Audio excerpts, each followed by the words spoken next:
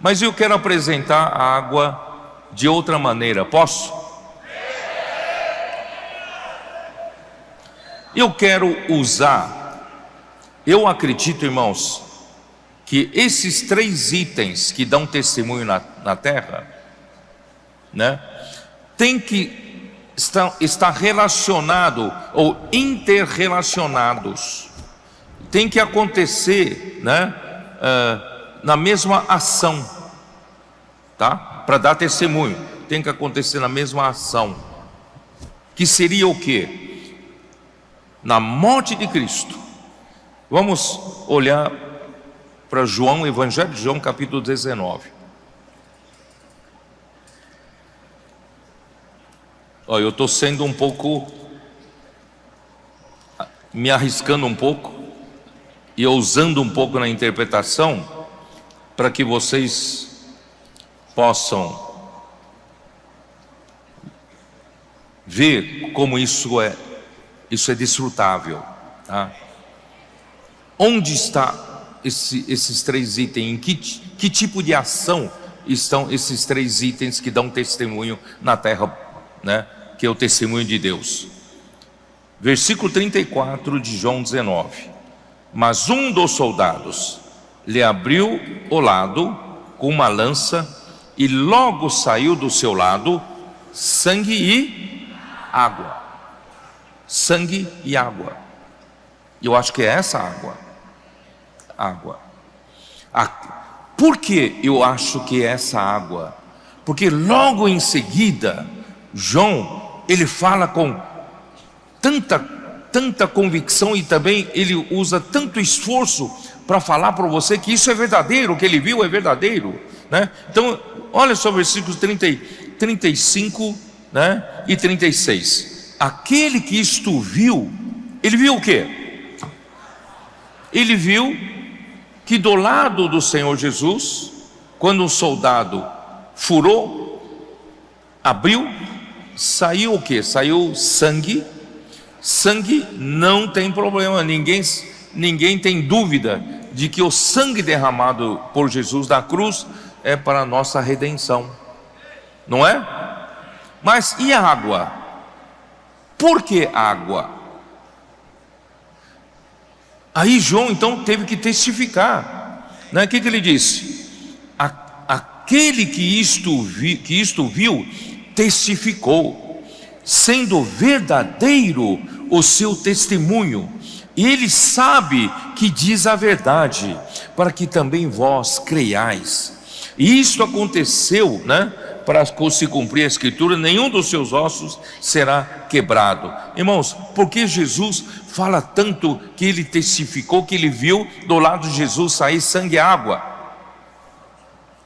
Porque João foi o único que registrou também o que Jesus falou em João 7, 37 a 39. O que ele disse? Outros evangelhos não registraram, mas João, especialmente João, ele viu a importância da água. Água, para mim, não é água do batismo de Jesus. No último dia, o grande dia da festa, levantou-se Jesus e exclamou: é isso que vai resolver o problema do homem. Se alguém tem sede, venha a mim e beba. O homem tem sede, precisa da água.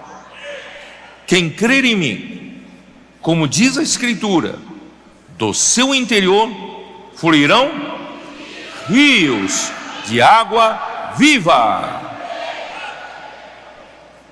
Isso ele diz com respeito ao quê? Ao Espírito que havia de receber. Vocês estão percebendo que nesse evento você consegue reunir sangue, água e Espírito? Ou estou errado? Versículo 39. Isto ele disse com respeito ao Espírito que haviam de receber os que nele crescem, pois o Espírito até aquele momento não fora dado, porque Jesus não havia sido ainda glorificado. Já expliquei sobre esse Espírito, né, que é o óleo composto da unção. Mas nesse evento, quando o soldado lhe furou o seu lado, saiu sangue e saiu água. Sangue para redenção. E a água, irmãos, para depois que Jesus, né, ele morreu, e ao terceiro dia Deus o ressuscitou, e quando Deus o ressuscitou, Deus o glorificou. Quando Deus o glorificou, irmãos, ele voltou até nós como Espírito da verdade. Ele prometeu aos seus discípulos em João 14: não vos deixarei órfãos, eu voltarei, e eu rogarei ao Pai, Ele vos dará outro Consolador, o Espírito da verdade. Vamos ler lá, vai, os 14, né? Versículos 16, 17. O Espírito da verdade, que o mundo não pode receber, porque não o vê, nem o conhece. Vós o conheceis, está no presente. Vós o conheceis. Como é que os discípulos conhecem o Espírito da verdade? Como os discípulos conheciam o outro Consolador? Esse outro Consolador, o Espírito da verdade, que viriam depois da glorificação de Jesus, irmãos, era o próprio Senhor Jesus. Por quê? Vamos continuar. Vós o conheceis porque Ele habita convosco. Quem habitava com os discípulos? É o Senhor Jesus. Porque Ele habita convosco e estará em vós. Irmãos, esse é o testemunho de Deus. O melhor testemunho que Deus dá para nós, irmãos, é o Espírito que nós recebemos pelo sangue e pela água. A água Ele deu como Espírito depois que Jesus foi glorificado, e nós cremos em Jesus e nós recebemos sangue para nossa redenção, água como o Espírito que está dentro de nós, que flui, né, rios de água viva. E não só isso, quando Jesus falou para a mulher samaritana em João capítulo 4, ele também disse sobre a água, não falou? O que ele falou lá? Hein? Onde está? Capítulo 4, versículo 14. Aquele, porém, que beber da água que eu lhe der, nunca mais terá sede. Pelo contrário, a água que eu lhe der será nele uma fonte a jorrar para a vida eterna. Vai nos conduzir para a vida eterna, vai nos encher de vida eterna e vai nos conduzir para a vida eterna. Olha a importância da água. E essa água é o Espírito. E nós recebemos graças ao trabalho do sangue que nos redimiu. Não é maravilhoso? Então esses três, sim, eu interpreto dessa maneira, tá? Vamos voltar lá. Ó Senhor Jesus. Por essa razão, irmãos, João testifica de uma maneira tão solene, né? Eu testifico que o meu testemunho é verdadeiro. Então, versículo, vamos lá, onde nós estamos? Onde eu estou? Versículo 9, né? Se admitimos o testemunho dos homens, o testemunho de Deus é maior. Ora, este é o testemunho de Deus que Ele dá acerca do seu Filho.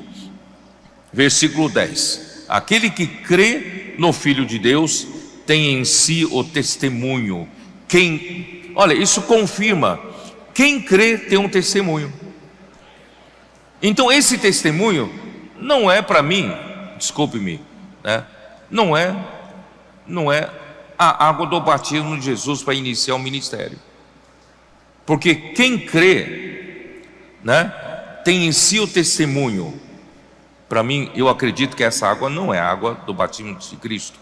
Essa água é o Espírito que nós recebemos, né, quando nós cremos em Jesus. Então, aquele que crê no Filho de Deus tem em si o testemunho. Aquele que não dá crédito a Deus o faz mentiroso, porque não crê no testemunho que Deus dá acerca do seu Filho. Irmão, por isso, né, o Espírito, o sangue e a água são testemunho que Deus dá acerca do seu Filho. E nós temos esses três, ganhamos benefício desses três em nós. Temos o sangue que nos redimiu de volta para Deus. Nós temos o quê? A água que recebemos, como o Espírito entrou em nós, né? Como essa água, esses rios de água viva estão dentro de nós. É a fonte que jorra para a vida eterna, está dentro de nós. Esse é o testemunho que Deus dá acerca do seu Filho. Aí o versículo 11: e o testemunho é este, que Deus nos deu a vida eterna. Irmão, Deus insiste nesse ponto, porque a vida eterna que Deus sempre quis dar ao homem, e agora, irmão, Deus conseguiu dar para o homem, depois da sua crucificação e ressurreição. Irmãos, esse é o trunfo maior que Deus tem. Quando o homem recebeu a vida eterna, irmãos, ele recebeu a possibilidade de nós vivermos por essa vida e conseguimos, irmão, viver a vida de acordo com a vontade de Deus. Temos essa capacidade, e esta vida está no seu Filho. Por isso que em 1 João 1 fala, não é isso? Vamos voltar lá. João 1, né, fala assim: o que era desde o princípio, com respeito à palavra da vida. E quem é essa palavra da vida? Versículo 2: e a vida se manifestou, e nós a temos visto, dela damos testemunho, e vô-la anunciamos, a vida eterna. E quem é essa vida eterna? Cristo, o Filho, a qual estava com o Pai e nos foi manifestada. Irmãos, é crer no Filho de Deus, né? É que nós vamos receber a vida eterna, e recebendo a vida eterna pela palavra da vida, nós somos introduzidos na comunhão da vida. Aí a nossa vida cristã dá sequência, nós conseguimos viver por meio dessa vida. Que coisa maravilhosa, né?